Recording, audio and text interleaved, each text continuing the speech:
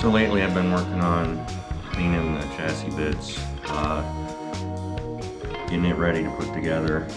Basically just degreasing using simple green or soap and water. And then I use this white diamond polish for metal. I've been using this for a while. It works pretty well on aluminum chassis. And then when I gotta get adhesive off, I just use Goof Off.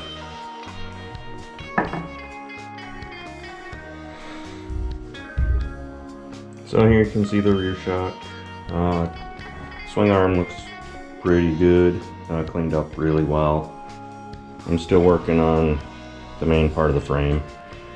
This area where the Delta box sticker was, it's hard to see, but some of the adhesive looks like it marked the frame. It's smooth here, but you can still see the silhouette of the Delta box sticker. Hopefully the new sticker is the same size and I'll be able to just cover that directly.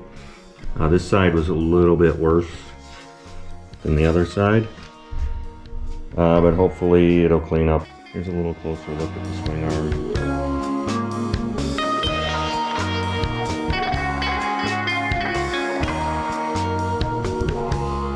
These bearings were really nasty, so I just cleaned them up, added a little grease, back in business.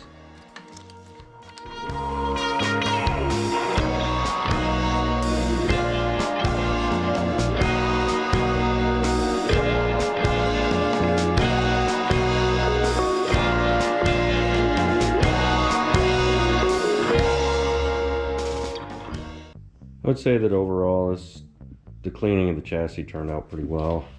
At the end of the day, it is a 35-year-old race machine, so it's not going to be perfect, and it's going to live its life on the racetrack again, so I'm pretty happy about that.